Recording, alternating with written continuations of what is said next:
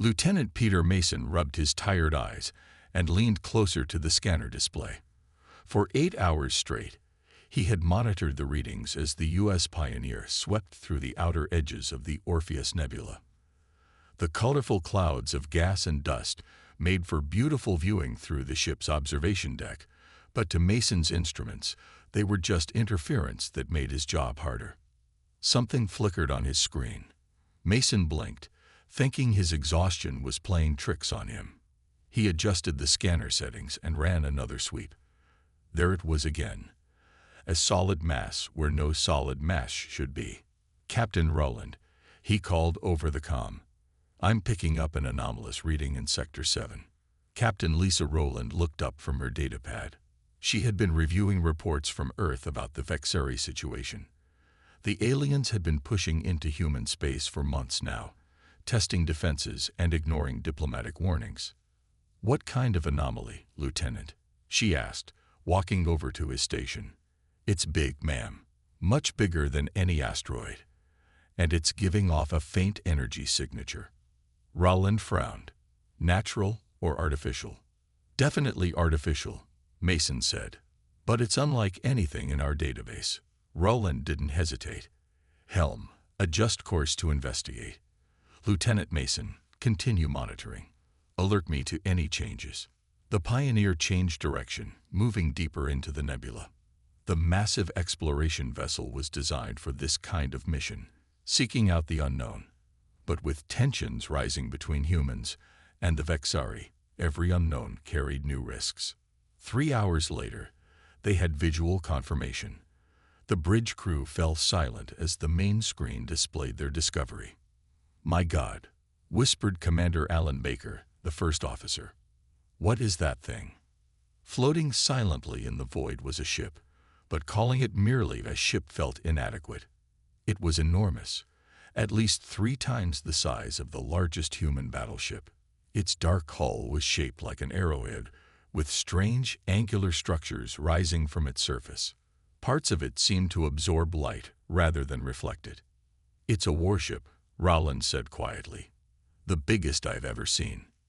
"No signs of active power or life support," reported Mason. "But my scans indicate the hull is intact. Whatever it is, it's been drifting for a very long time."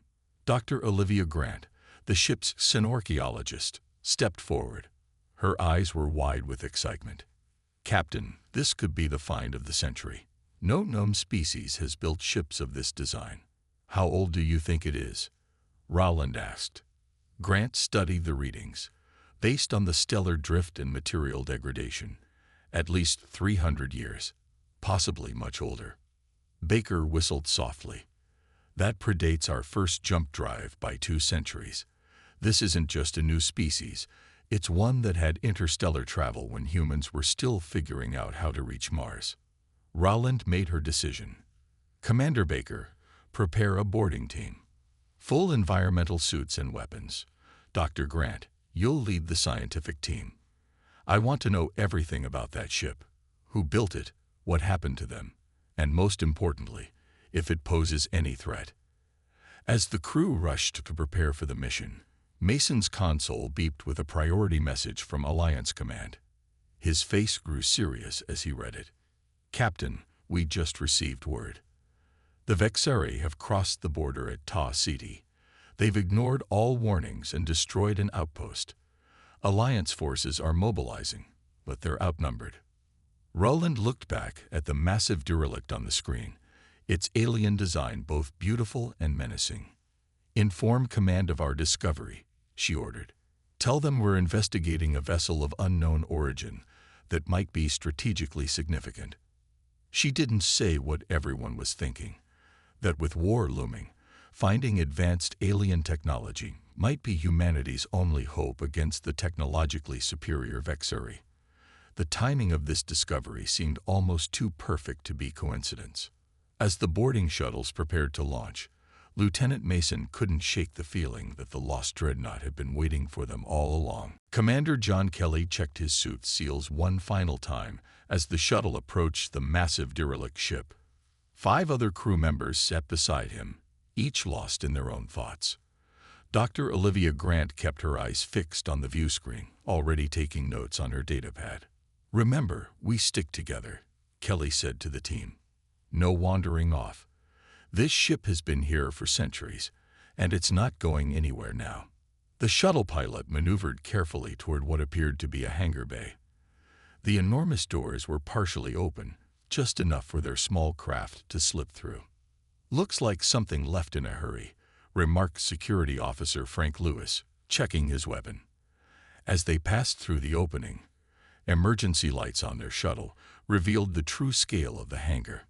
It could have held dozens of ships larger than their own. Strange vehicles and equipment lined the walls, covered in a fine layer of dust. "Artificial gravity is still working," the pilot noted as they touched down gently on the deck. "That shouldn't be possible after so long." Kelly led the team out of the shuttle. Their boots echoed in the empty hangar as they moved forward, lights from their helmets cutting through the darkness. "The air is thin but breathable," said Grant, checking her instruments. "No detectable pathogens, but let's keep our helmets on for now." They found a doorway leading deeper into the ship. Unlike human vessels with their practical, utilitarian designs, this ship featured sweeping archways and walls covered in intricate patterns that seemed to shift slightly when viewed from different angles. "These markings might be decorative, or they could be a form of writing," Grant said, running her scanner over the walls. "Like nothing I've ever seen before." The team moved through corridors that gradually widened into what must have been the command center. Massive view screens lined the walls, all dark and silent. Control stations with strange configurations stood abandoned. "This technology is incredible," whispered engineer Paul Wright as he examined one of the consoles. "Look at these interfaces. They're designed for beings with more fingers than humans have." Grant approached what appeared to be the central command station. It was larger than the others, with a chair designed for a being taller and thinner than a human. "I'm detecting power readings," she said. "Very faint, but still active after all this time." As she leaned closer to examine the controls, her scanner touched the surface. Instantly, the console hummed to life. Lights flickered across its surface, and a holographic display appeared above it. The team stepped back in surprise as star maps materialized in the air before them. Systems and planets they didn't recognize revolved slowly in the display. Red lines cut across the map, showing what could only be battle formations and fleet movements. "It's a war map," Kelly said, his voice hushed. A symbol appeared in the center of the display, a spiral design with 3 sharp points extending outward. Below it, strange characters flowed across the screen.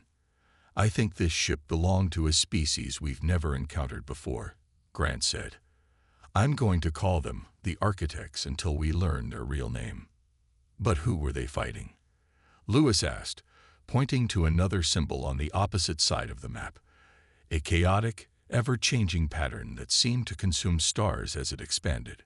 Before Grant could answer, their comms crackled to life with Captain Rowland's voice. "Commander Kelly, we're picking up multiple ships entering the system. Their configuration matches Vexeri scout vessels. They haven't spotted us yet, but they're heading in this direction. You have 15 minutes to gather what information you can and return to the Pioneer." Kelly nodded to his team. "Let's split up and cover more ground." "Right. See if you can download any of this data. Grant, find out what this ship was used for. Lewis, check for weapon systems." As the team moved to their tasks, Grant discovered a sealed door behind the command center. The control panel beside it still glowed with faint power. When she placed her hand near it, the door slid open with a hiss of ancient air. Inside, she found what looked like a massive computer core. Unlike the rest of the ship, this room hummed with energy. In the center stood a column of pulsing light. When Grant stepped closer, the light flared brightly. A voice spoke, not in English, but somehow she understood the meaning. "Defense protocol activated. Identify yourself, or this vessel will initiate emergency measures." Dr. Grant froze as the voice echoed through the chamber. Her heart pounded in her chest. "I am Dr. Olivia Grant of the Terran Alliance vessel U.S. Pioneer," she said, hoping the AI could understand her. "We mean no harm. We discovered your ship adrift." The light column pulsed brighter, then dimmed to a steady glow. "Species identification unknown. Accessing language database." The voice switched to a strange mix of sounds, then back to something closer to English. "Primitive linguistic patterns detected. Time displacement confirmed." Grant touched her comm. "Commander Kelly, you need to see this. I found an active AI core." Kelly arrived with Wright moments later, their faces showing both excitement and concern. "The Vexari ships are getting closer," Kelly said. "We need to go." "We can't leave yet," Grant argued. "This eye might hold answers about what happened to this ship and its crew." The light column flashed red. "Warning. Hostile entities detected approaching this sector. They match patterns associated with the swarm scouts." "The swarm? Is that what you call the Vexari?" Wright asked. "Negative. The swarm is the primary threat designated by the Architect Defense Council. This vessel was constructed to combat their advance." Kelly looked at Grant. "We need to bring in experts. Ask it if we can return with more humans." Grant relayed the question, and the AI pulsed blue. "Acknowledged. This vessel requires repair and new crew to fulfill its primary mission. You may return. I will maintain minimum operations until then." Back aboard the Pioneer, Captain Rowland ordered immediate retreat when the team returned. The ship slipped away from the nebula just as the Vexari scouts arrived to investigate the energy readings. 3 days later, a team of the Alliance's top experts docked with the Pioneer at a remote outpost. Engineer Kevin Powell and linguist Samantha Fields led the group that also included military advisors and scientists. "The timing couldn't be worse," Admiral Richard Morgan told Captain Rowland as they watched the experts prepare to board the ancient ship, now named Lazarus. "The Vexari have declared our settlements in the Procyon sector to be within their territory. They've given civilians 48 hours to evacuate before they move in." "War?" Rowland asked. Morgan nodded grimly. "Their fleet outnumbers ours 3-1. Unless this derelict gives us something useful, I don't see how we can stop them." Aboard Lazarus, Powell and Fields worked tirelessly with Wright and Grant to communicate with the ship's eye. Fields made surprising progress with the language. "It's not just a different language," she explained to the others. "It's a different way of thinking." The architects communicated in concepts rather than just words. Powell examined the ship's systems with growing excitement. "The power core uses principles we've barely theorized about. It harnesses energy from multiple dimensions simultaneously." "What about weapons?" Admiral Morgan asked during their daily briefing. "The Vexari have begun their advance." Powell brought up a holographic display. "The ship has weapons unlike anything we've seen. This appears to be some kind of gravitational displacement system. In theory, it could disrupt the space-time continuum around enemy vessels." "In theory?" Morgan questioned. "We need at least a week to understand how to safely activate these systems," Powell admitted. "And that's if we work around the clock." Morgan's face darkened. "We don't have a week. The Vexari main fleet will reach the Arcturus Junction in 4 days. If they take that position, they'll have a direct path to Earth." Dr. Grant had been studying the AI's historical records. Her face was pale as she joined the conversation. "Admiral, I think we need to take this ship operational as soon as possible. According to these records, the architects were fighting something they called the Swarm, a force that consumed entire star systems." She displayed images that made everyone fall silent, planets being torn apart by what looked like living ships that changed shape as they attacked. "I don't think this is just about territory for the Vexari," Grant continued. "I think there might be something much worse coming, and this ship might be our only chance to stop it." Captain Rowland looked at the ancient Dreadnought through the viewport. "How quickly can we get this ship moving?" Powell ran calculations on his pad. "With emergency protocols and bypassing safety measures, maybe 2 days." "Do it," ordered Admiral Morgan. "Whatever it takes." Powell wiped sweat from his forehead as he worked inside one of Lazarus's massive engine chambers. The heat was intense this close to the power core. His team had been working nonstop for 36 hours, and exhaustion was setting in. "Hand me that coupling tool," he said to Wright, who passed it over with shaking hands. "Do you really think we can get this thing working?" Wright asked. "It's ancient technology from a species we barely understand." Powell connected two glowing conduits and watched as energy flowed between them. "We don't have a choice. The Vexeri fleet will reach Arcturus in less than 48 hours. On the bridge, Fields was making progress with the ship's language. She had been feeding the AI English words and grammar, while it taught her the basics of the architect language. "The propulsion system uses a form of space folding," she explained to Captain Rowland. "Instead of moving through space, it pulls space around it." "Can we use it?" Rowland asked. Fields hesitated. "Theoretically, the AI is helping me translate the control systems, but there's still so much we don't understand." Admiral Morgan's face appeared on the communication screen. "We've lost contact with our outpost at Beta Hydri. The Vexari are moving faster than expected. What's your status?"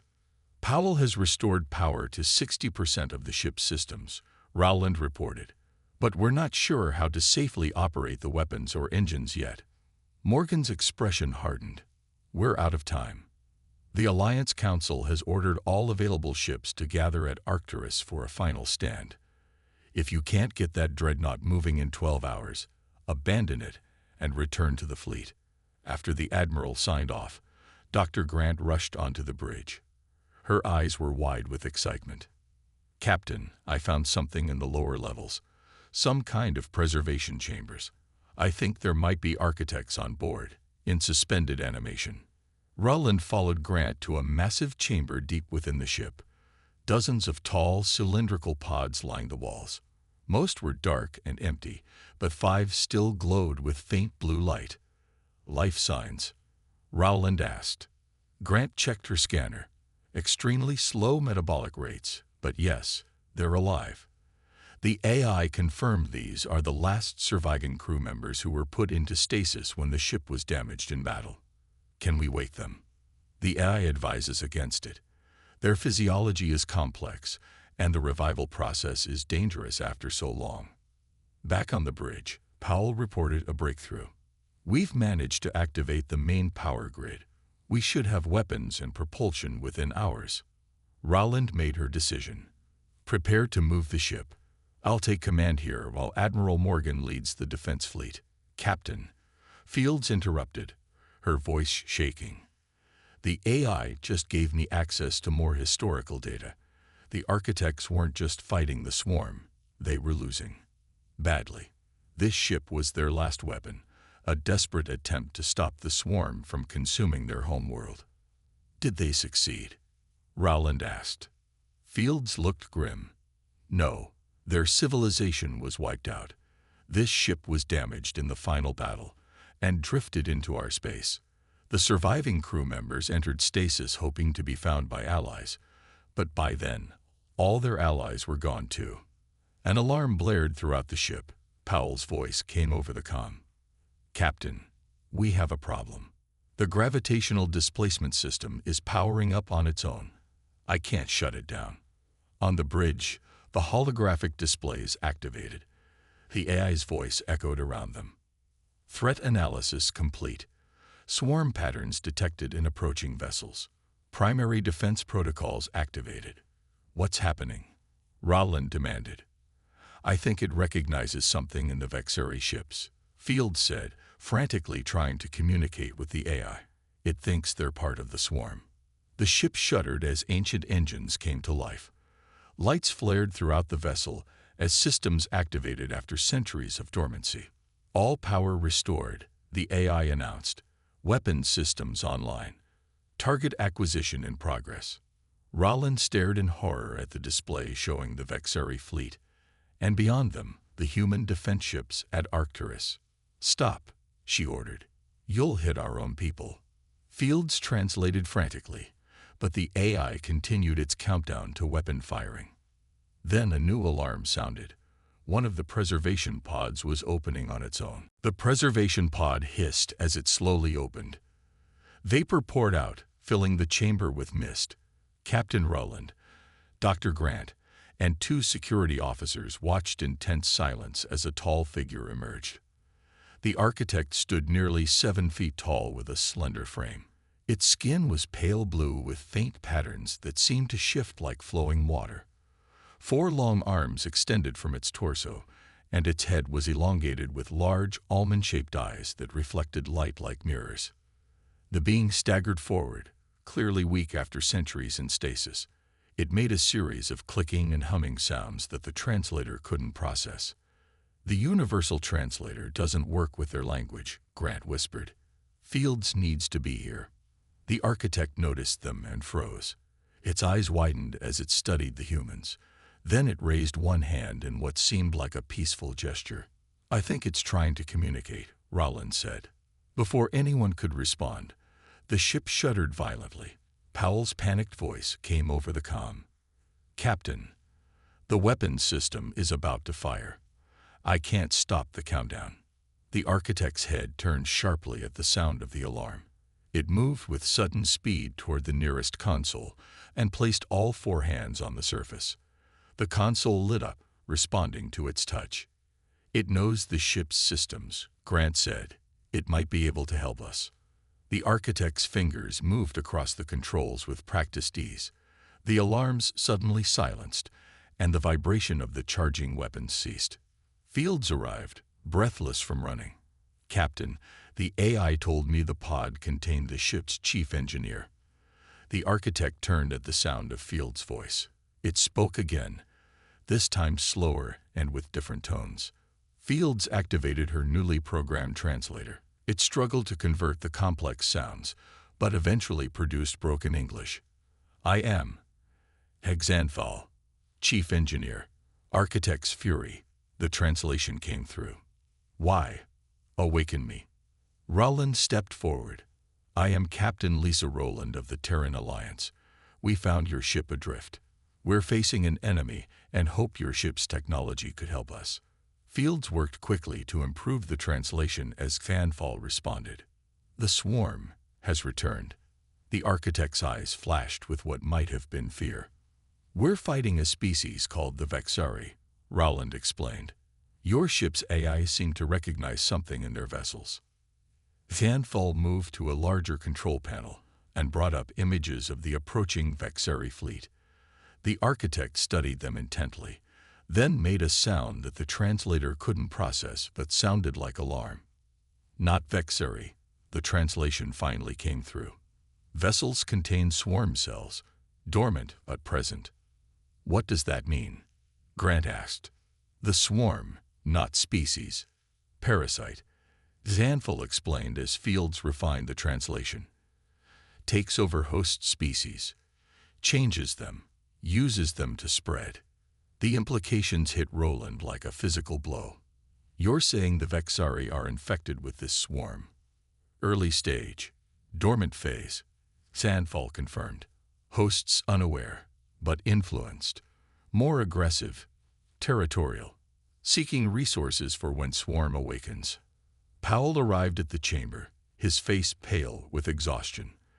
"The weapon systems are under control now, but the Vexari will be in firing range within 2 hours." "Zanfal," Rowland said, "will you help us? If what you're saying is true, both our species are in danger." The architect was silent for a long moment. Then it spoke, and the translator conveyed its words with chilling clarity. "My world is gone.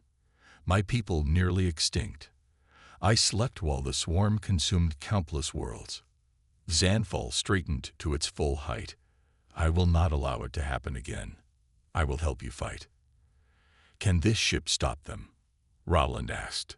"The architect's fury was built as our final weapon," Zanfal said. "It can disrupt swarm communication, prevent dormant cells from activating. But first, we must restore all systems." Zanfal moved to a wall and placed all 4 hands on it. A hidden door slid open, revealing a chamber filled with technology nobody on the team had discovered. "Engineer Powell," the architect said, "I will need your assistance. We have little time." As the human and architect began to work together, Admiral Morgan called with grim news. "The Vexari have launched a massive attack on New Eden Colony. Thousands of civilians dead. They're not even trying to negotiate anymore."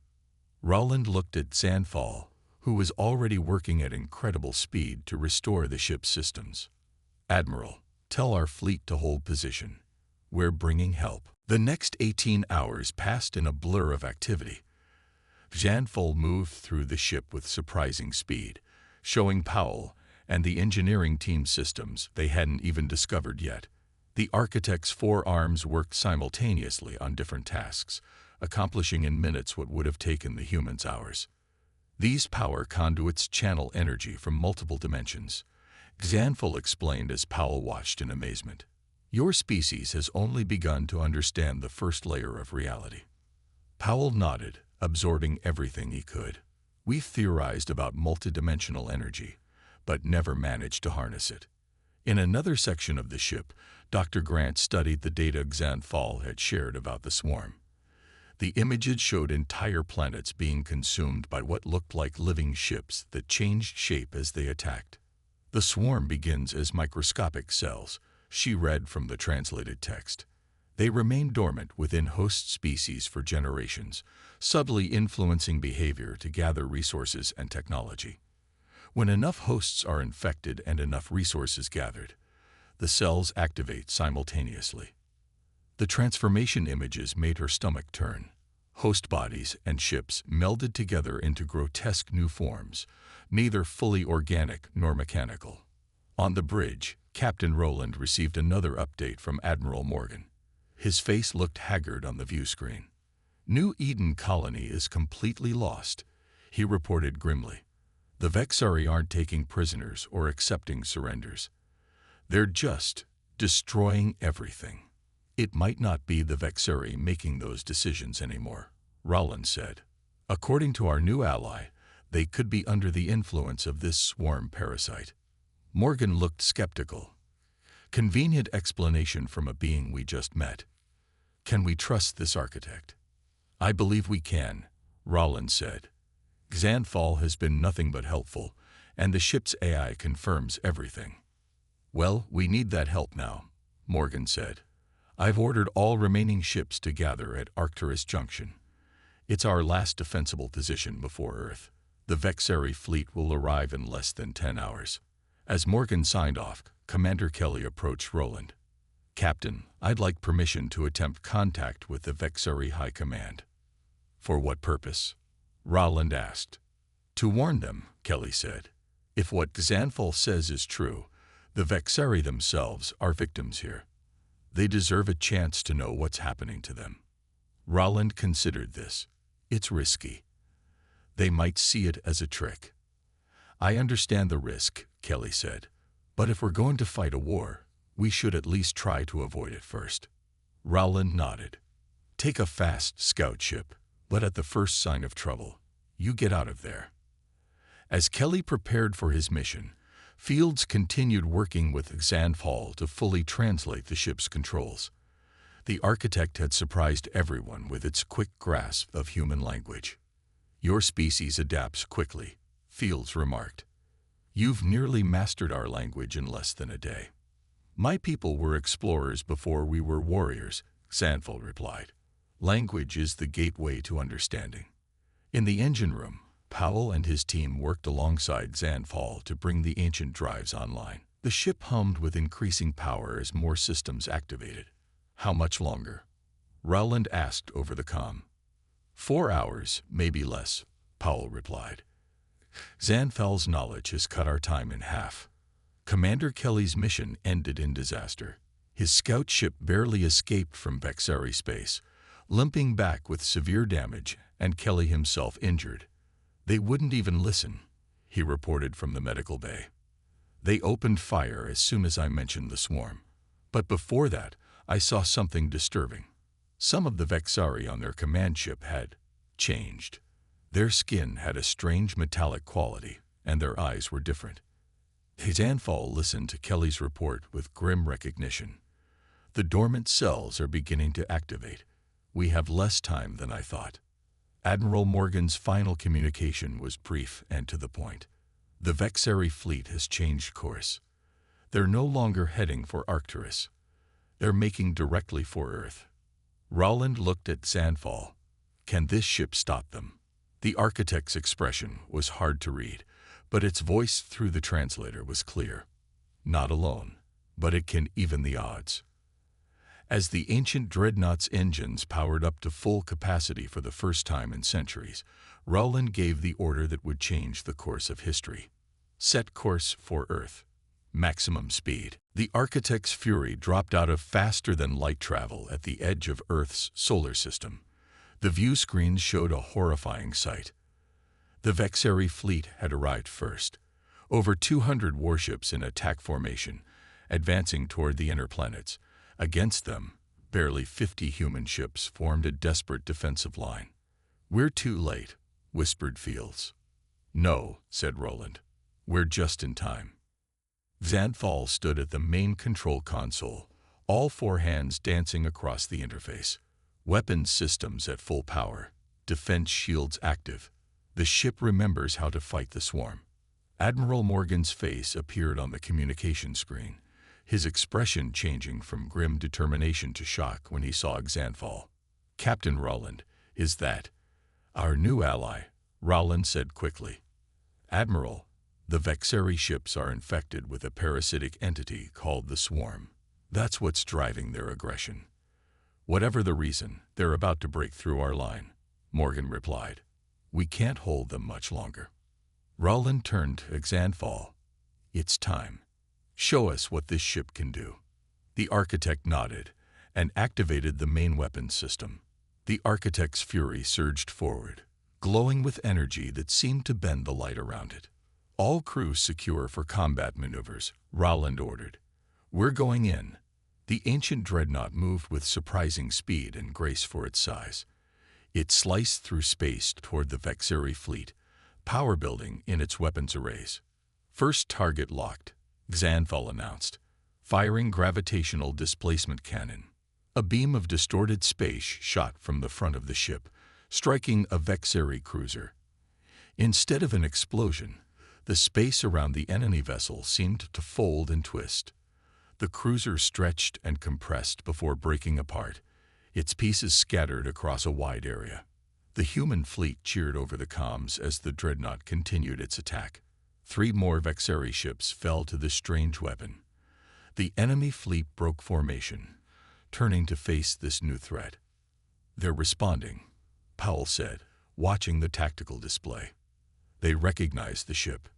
Dozens of Vexari vessels converged on the architect's fury, firing their weapons. Energy blasts struck the ancient shields, which flared but held. Return fire, Rowland ordered. The battle raged for nearly an hour. The Dreadnought's weapons tore through the Vexari defenses while the human fleet regrouped behind them. But even the mighty architect vessel couldn't defeat 200 ships alone. Shields at 40%. Powell reported as another hit rocked the ship. We can't take much more of this. Then something strange happened.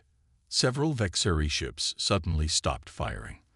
Their hulls began to ripple and change shape, metal flowing like liquid. It's happening, Zanfall said, voice filled with dread. The swarm cells are activating under combat stress. Everyone watched in horror as the affected Vexari ships transformed.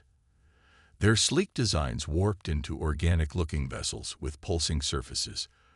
These new ships turned their weapons on other Vexari vessels that hadn't changed.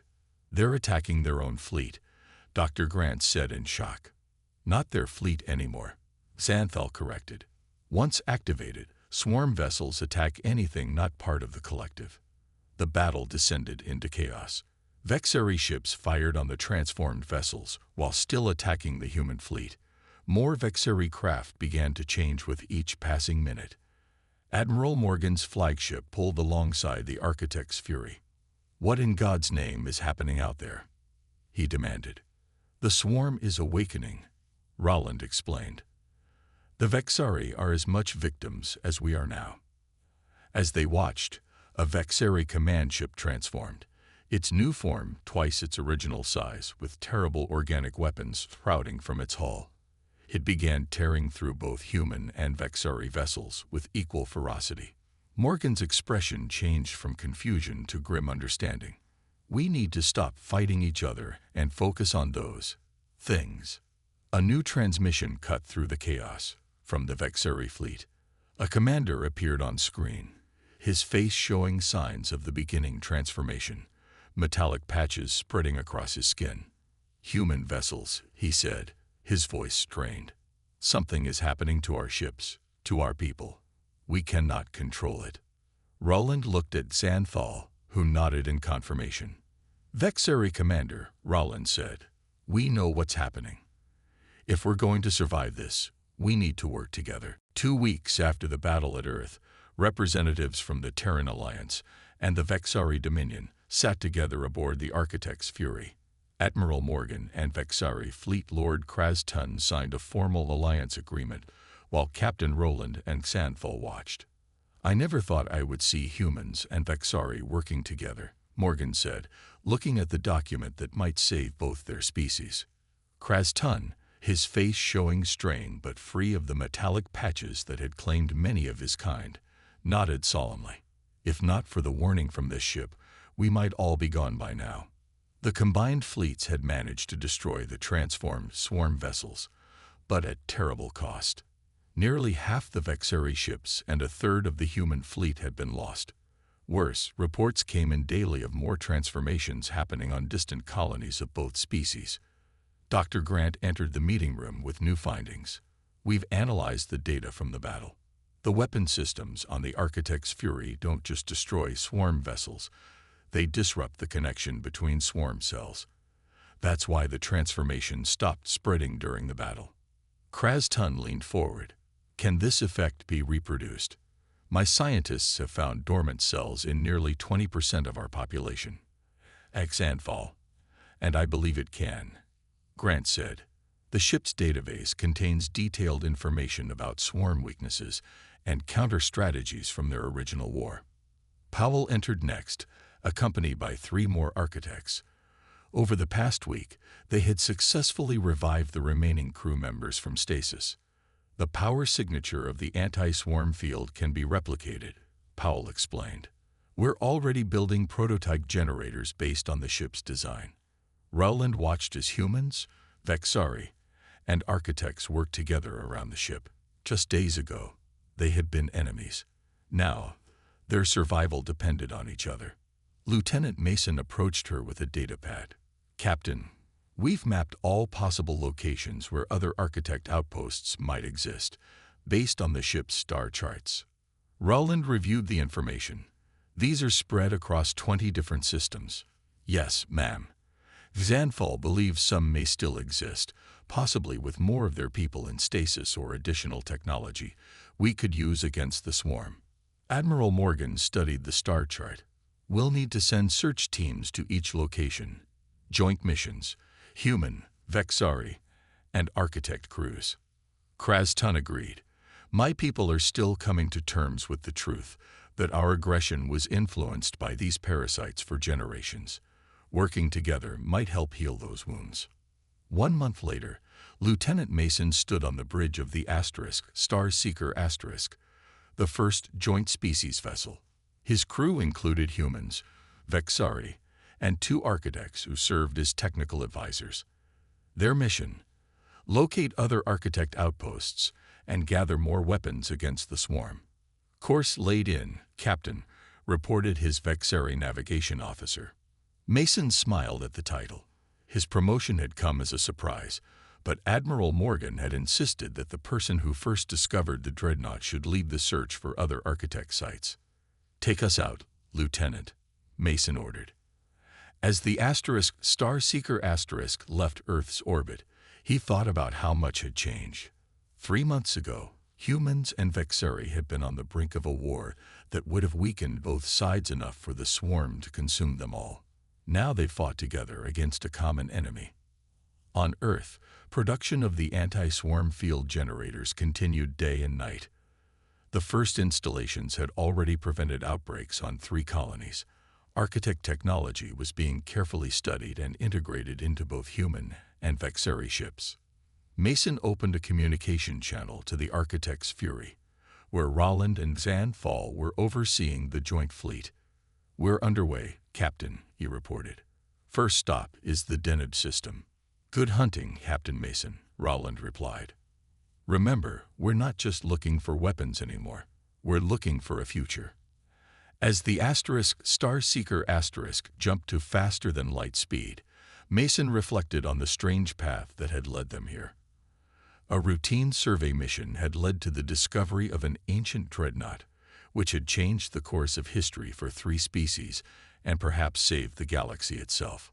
The lost dreadnought had altered everything, and the story was just beginning.